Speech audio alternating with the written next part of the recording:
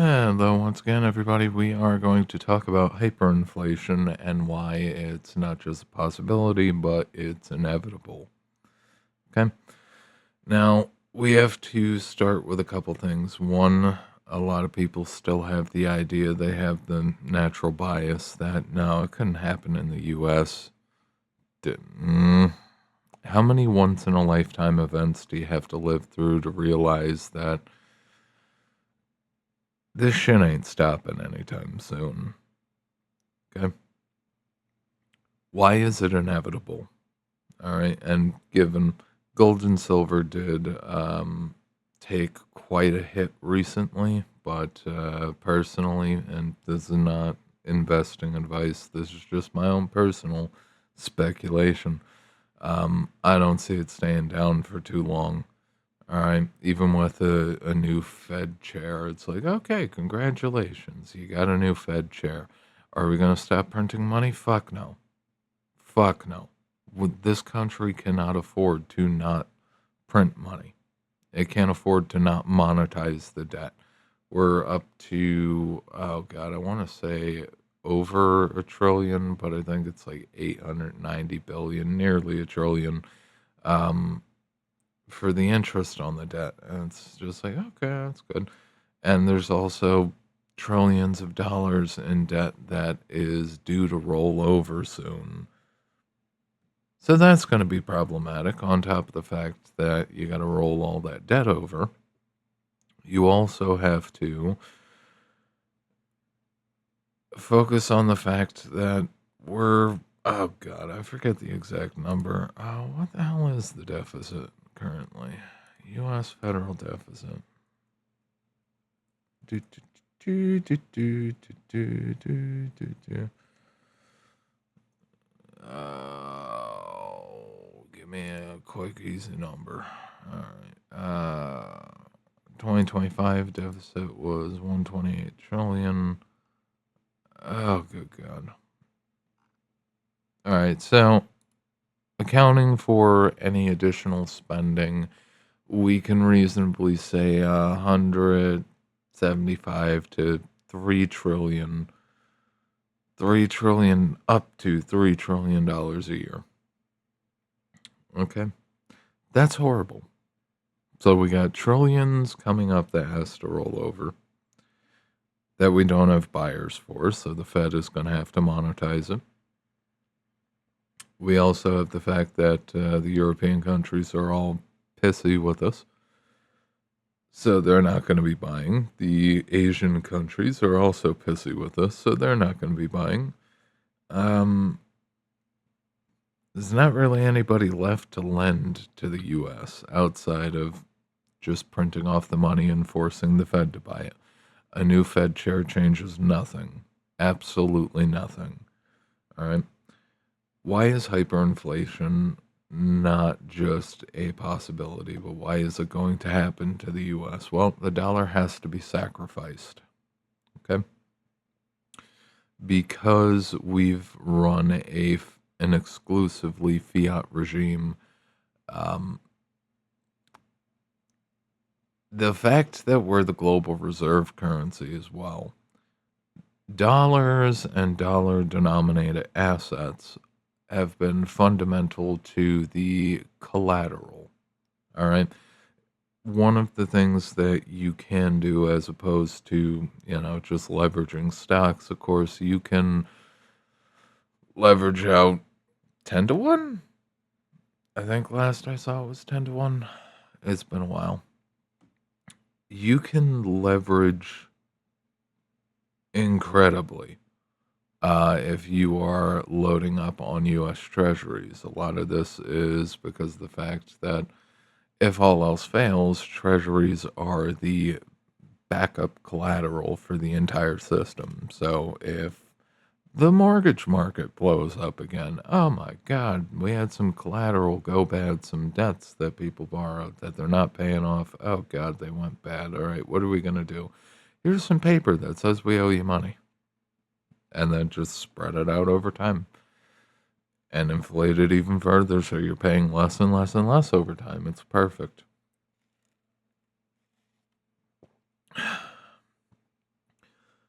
The reason why it's inevitable is because the old number back when they first realized that this was going to be a problem was like 100 trillion. Okay. We're looking at upwards of 250 trillion in forward liabilities, okay, that the US federal government is going to have to pay. That is not, if I remember correctly, that does not even account for the fact that we're going at the federal level. The federal government is going to be expected to bail out the pension funds, which took a massive hit when they were all forced to sell their Russian assets because the only assets that honestly produced a decent return was Russian energy assets, Russian mining. Um, it's a thing. Teachers' pensions, especially, took a massive hit because of that. Okay. And part of the deal with Koof and that was, let me see. Part of the deal with that was essentially behind the scenes, a wink and a nod deal was cut that and forced upon anybody who didn't want to partake, that they would have to, the pension funds would have to hold a higher ratio of U.S. federal debt in return for potential help. Okay? That help, of course, is not guaranteed, but it is heavily implied.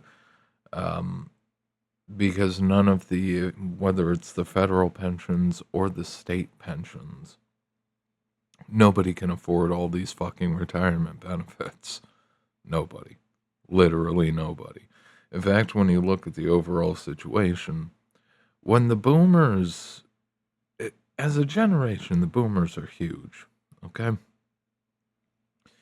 Once the boomers fully pass through the economic system, once the boomers finally hit the dirt, there's something somewhere around 30, 40 trillion dollars in denominated assets that have to get either handed off to one person or another, probably the health insurance companies, healthcare companies, for the end of life care,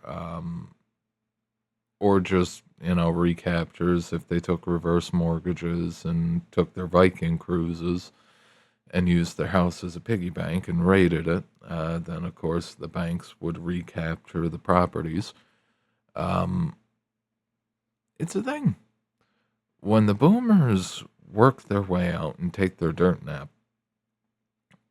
there's no generation that has followed from the boomers that has the economic capacity to absorb their assets at market price. Okay? So if you combine all of the generations together, they still don't come anywhere close combined to the amount of stored inflated value that boomer assets have. Okay? Which means one or two things has to happen. In order to stop the stock market from collapsing and the Dow from going down to 5,000 or something insane, the panic alone would probably drive it down that far. In order to stop that, just like with the housing market, just like with, government backing all the mortgages, they would have to back all of the boomers' assets. They would have, like, if the millennial generation, if Gen X, the millennials, Gen Z, and eventually Gen Alpha could not magically make trillions of dollars in value just pop into their hands so they can buy up all these assets, you're going to have a market crash just based on that. But we're getting off topic here. Hyperinflation is necessary because over $250 trillion plus of obligations have been off the books for way over 20 years. Okay? And those obligations are coming due. All right? The boomers are actually trying to retire and they're trying to stay retired. But in addition to the boomers retiring at any level, you've got Social Security, you've got federal pensions if they had them, you have state pensions if they had them. You had all of these promises that were made to them that they made to themselves, and they did not have enough kids, and they did not act as good stewards to the economy. They essentially participated, they were co opted and participated in hacking the Western economies to death. So we have no manufacturing, we have very little productive capacity. And to the extent that we do have productive capacity, because there are people who are going to say, oh, bullshit, we make shit here. Playing cards ain't going to cut it. Playing cards ain't going to cut it. You know, a little machine shop is not going, it's a drop in the bucket a very, very big bucket, when you consider how much productive capacity we would actually have to have in order to justify all of the social programs in place. Okay? There's no way to pay it. In terms of actual value, there is no way for the federal government to be able to honestly make good on any of its promises. As a generation, the boomers dropped the ball.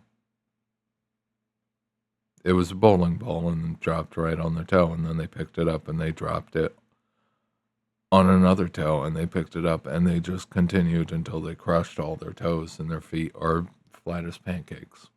Okay? There's no way for federal or state governments to make good on all the promises they made. I mean, California is a perfect example of a pension system that's just primed to detonate. They can't make good on any of it. The tax revenues aren't there. The overall productive capacity isn't there. You can't back it with labor because labor's collapsing. You can't back it with productive capacity because productive capacity is collapsed and it's not really recovering as much as a certain orange man very much wants to preach that it is. The overall circumstances on the ground, I mean, I know Amazon, I just talked about Amazon not too long ago, but Amazon laid off another 100,000, more companies are following suit, and things are not looking good. 250 trillion. Just think about that number. 250 trillion. On top of the fact that they propped up the housing market, they propped up stocks, they propped up the bond market. They've done everything they could to engineer the softest landing for the boomer retirement that they possibly could. And the cost of it, who's paid the price for it, has been the younger generations. All right, it literally is, economically speaking, pulling the cart before the horse.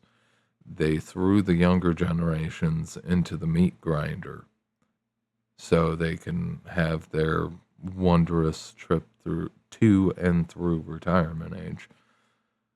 But the consequence of it is you lost family formation. You lost most of the young people's ability to get into housing. Because they didn't get into housing, they didn't get any of the common benefit from the money printer going burr. And the only thing left for people now is increasingly gold and silver. All right? Mostly silver. But the younger generations, for the most part, have nothing in terms of resources or capabilities. don't have families, don't have kids, don't have retirement accounts of their own. They ain't got shit. All right. The economic collapse was inevitable the second they started bailing out the bad decisions of the boomers. All right. It was inevitable. You propped up the housing market. I know Big Orange came out recently and said the last thing he wants to do is crush the housing market because a lot of people have gotten wealthy. On paper, yeah. Their ability to borrow, yeah. The fact that as long as the housing market stays solidly in place, stable or growing, but ideally you want it growing in terms of value, it creates a functional infinite collateral machine on the back end, which you can then use to prop up more disastrous fucking policies quietly. All right. And they have tried. They have tried. I will give them that. During the Obama years, they had, was it the My 401k or some shit? Some bullshit fucking program where they essentially hooked poor people who didn't know any better into buying government treasuries as a retirement plan. And it's just like, oh shit, here we go. Which, again, is part of a wider quiet default, a hyperinflationary default, because yes, congratulations, you have put your entire retirement into treasuries. Great, great. Now we're just going to print even more money, and you may be making 3 to 5% on that treasury at best around that time, probably. But we're going to inflate 10% a year regardless, so you're just going to get taken to the cleaners, and congratulations, you fell for the trap. All right? It's inevitable because we just don't have the capability to pull it off. We don't have anything to back $250 trillion plus of money creation. You cannot send that all over the world. You cannot borrow that from the world. You cannot make $250 trillion appear out of thin air without burning the entire, what's left of the husk of the economy, without burning the entire economy to the ground. You can't do it. The reality is, like, they've been, there's been a constant push in the political spheres that Social Security would go bankrupt by 2012 and 2020, and they keep pushing it back like 5 or 10 years. The reality is it's broke right now. It's broke right now. The government right now, in terms of funding, is running as lean as it ever has. All right? Where you've got departments in the government, you have full branches of administration with 30 to 90 days of funding, and that's it. All right? Things are already falling apart. The inflation has already done a massive amount of damage. I mean, going back to my favorite numbers, roughly 10% inflation every single year since 1995, propping up the housing market primarily. All right, that's where most of it went. And now we're in this wondrous situation where you've got a collapsing birth rate because you fucked over the young people. And young people, of course, don't have wealth, don't have houses, don't have families, family formation got pushed back into what, late 30s, early 40s? Oh, what a wondrous time to have kids. I'm sure nothing bad could possibly happen from that. All right. I'm sorry I'm so monotone about this, but good God, I remember warning people about this like 10, 15 years ago, and then the war with Russia and Ukraine was just another fucking disaster. Because there you go. The pension funds were all reliant on 10, 15, 20% returns off of their Russian stocks. It was good money. That would have kept damn near all of the pension funds in the U.S. floating. All right, would have kept the teachers' pensions liquid, would have kept all of that stable, liquid, relatively decent. But no, we're going to sanction them. Okay, great. So you just forced all of the pension funds in the United States and Europe to dump all of their fucking shares into the market in a desperate bid to sell them before they all get locked into escrow, essentially, and eventually get, funneled to the Ukraine reconstruction, which I ate shit on this too. I did. It was a very expensive shit sandwich to eat, but it is what it is. I know damn well, and when the time comes, I won't get a single fucking cent for any shares that I still had.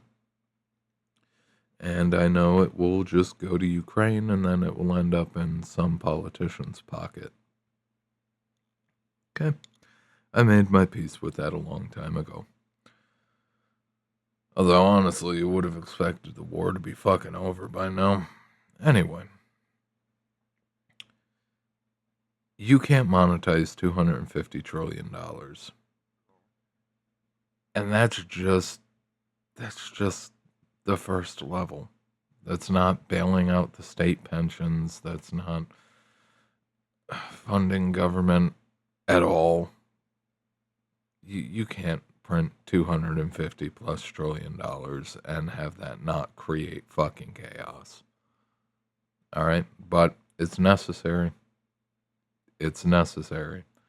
They've propped the boomers up and rewarded the boomers at just about every step in their lives. Every bad fucking decision, every good fucking decision, the boomers benefited massively.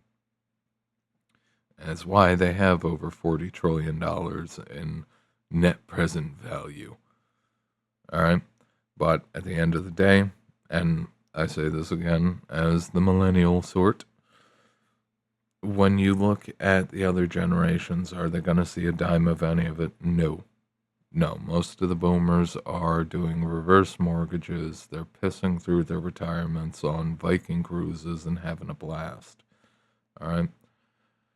Their houses are going to end up going to their morphine drip in the last days. Banks will repossess, take what they can. All the debt collectors, everybody will take what they can. When it comes to the boomers, and Gen X too is on board to do this, they're just going to piss through every single dime they have left before they drop. And it's just like, okay, cool. So, how the hell do you absorb that? How the hell do you absorb over $40 trillion of value all getting dumped roughly at the same time? Well, we have a sovereign wealth fund now. Okay? That's important.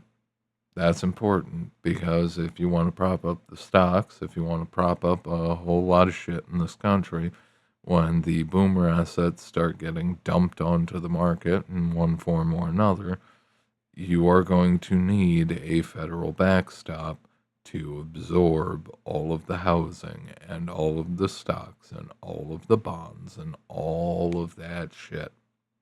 All right, if you don't have a backstop in place, you're going to see a market crash that would be absolutely monolithic, just exorbitantly bad. All right, and for the first time in history, in modern history for the younger generations, we would see the stock market actually return to reason. We'd see the housing market return to reason. If it was allowed to happen, it would return to reason. You'd probably be able to buy a house at that point. You'd probably be able to get a house for 2 to 10K. And that'd be it. And good times here again. it would be fantastic, except for the fact that most of the boomer houses are worn down. Honestly, a good chunk of the boomer properties need to be bulldozed and rebuilt anyway. But of course, we're rebuilding with shittier quality materials over time as well. Houses built in the 90s were meant to last like 20 years. Houses built in the 2000s made to last 10. The growth rings and those 2x4 studs keep getting. Well, let me put it to you this way. Go to a lumber bunk at Home Depot, pick up any 2x4, stare down it, and just tap it off the concrete. The fucker will split in half on you right before your eyes. And they sell this shit openly. That's the quality. That's what we have to look forward to. So the younger generations, the only real benefit they'll get, because they're not going to be inheriting shit, the only real benefit that the younger generations will get from the quote-unquote great wealth transfer is hopefully crashed market prices in everything. Unfortunately, the entire system is too big to fail, and we can't let that happen. So, it's going to be more of the same. The difference is, they're actually going to end up having to print that 250 trillion. It won't happen all at once, but they're going to have to print it, and the prices are going to go insane. All right, if you think you can afford to live now, just wait. Just wait. All right.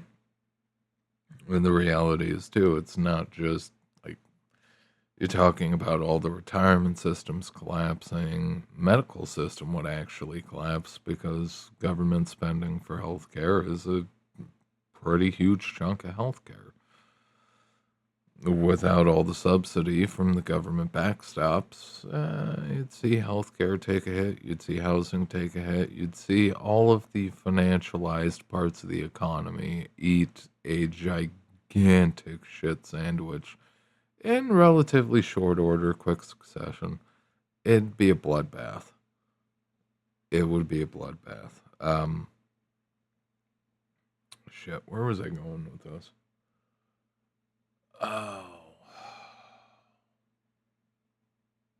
Oh, yeah, parallel economy.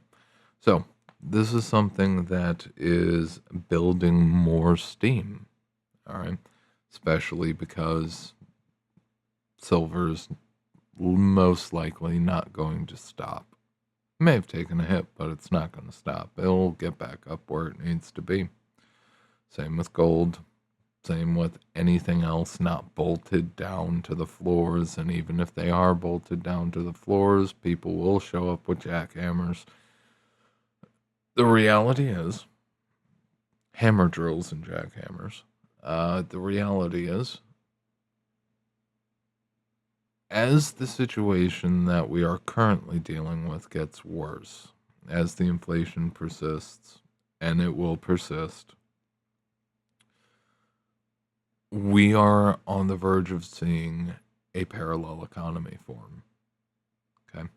Now, the parallel economy, essentially, in modern day black market in the United States, and most of the Western world, the parallel economy, because the dollars will increasingly buy you less and less until it buys you nothing at all. If you want to get, it's going to work its way from, the shit you don't need to the shit that you do need. All right. Eventually, no amount of dollars will buy you a loaf of bread.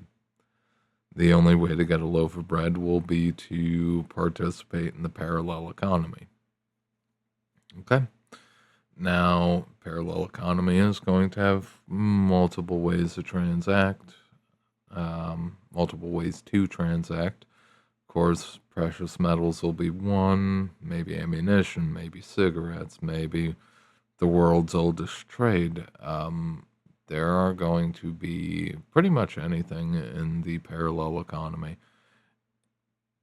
Anything could be used as currency when the currency is legitimate trash.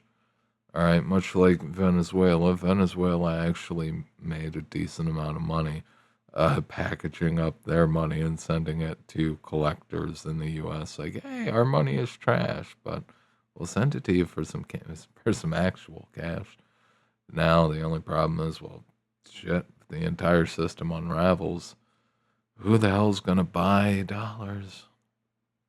There's already a ton of them all over the planet in the form of bonds, in the form of actual cash. There's digits of dollars everywhere. There's real dollars everywhere. What the hell does it get you? Fundamentally, this is becoming more and more of a problem. What the hell do dollars get you at home and globally? They're getting you less and less. Nobody's dumb enough to lend to the United States. We're in a real rough spot. This is why it's inevitable. This is exactly why it's inevitable. The only thing I can really say is get prepared for the parallel economy. If you have something to barter or trade, you will definitely be a part of it. Everybody will be. All right. Effectively, and this is a larger part of the problem. Outright defaulting on the debt and all the promises, that would be catastrophic. But printing up the money, the reason why they always go with inflation, if you default on the debt, then your ratings, credit capacity, everything goes to shit. But if you just print off the money, it effectively slow burns it. It's less painful to just inflate. All right. Lasts longer, sucks longer. But at the very least, if we hyperinflate, we get to pretend that we can still make good on everything. Again, just like the example that I gave you guys about the Soviet pension system, where Soviet pensions are still paid out and they effectively buy you a sandwich and maybe a pack of cigarettes. Okay, maybe a drink too. That's what years and years of working under the Soviet Union, even if you worked in the Politburo, that's what years and years of giving your life away to prop up these bullshit systems and Ponzi schemes, that's what you get. You get a sandwich from a gas station, maybe a drink, maybe a pack of cigarettes. That's all it amounts to. And that's all the retirement plans and systems in the United States will amount to. That's what it will get you. Roughly about the same. All right. You'd get a higher return on investment by stocking up on Chuck E. Cheese tokens. All right. And then flipping whatever you can, exchange. All right. In terms of tickets. I'm not even kidding. That's what the future looks like. All right. The idea that there are people who would float the idea that no, everything will be fine. They say Social Security isn't going to exist, but it probably will. It's just like, no. The only way for Social Security to exist is if a new novel thing were to get dropped and do 100x the damage that the first novel thing did. Okay? That would be the only way to balance it. As the reality is, everything was shifted in the boomers' favor. The entire modern economic models were built on the boomers because we shifted everything over to prop up the old at the cost of the youth. We have fundamentally crippled the underlying capacity of not just manufacturing, but the labor market as a whole. You've crippled an entire generation. Well, actually, multiple generations. You crippled all those generations: Gen X, Millennials, Gen Z, Gen Alpha. They're never going to recover. They will never recover. Our generations are never bouncing back from this. We're just going to have to slog it through the fucking trenches and hope that maybe things get better on the other side one day. But the day is coming. All right. The day is coming where we start hyperinflating. Do not be surprised. Do not get caught with your pants down. Be ready for it. Do whatever you possibly can within your capacity. The Germans were very big during Weimar. They were very big on doorknobs. Okay. Totally usable. Totally reasonable. Something as simple as that can mean the difference between eating 10 years from now and starving. All right. And that's assuming we can even make it 10 years, which by the looks of it, God, I don't even know if we're going to make it another 5. Honestly, touching back on it again, I knew we were fucked when I was 17 years old. All right. I knew we were fucked when I was 17 years old and the housing market tanked the first time.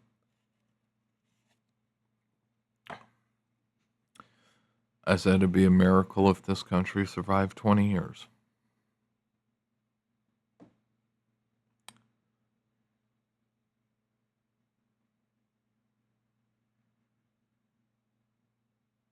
I somewhat regret that I'm going to be right on that call, at least in its current form. But the thing, I unfortunately did not have a say in whether we were going to be condemned to go down this road or not. And most likely you didn't either. Do what you can. And don't worry about it beyond that. Do what you can. Make preparations. And when the day comes that we transition from inflation to hyperinflation, clutch your doorknobs tightly. I will see you in the next one. Until then.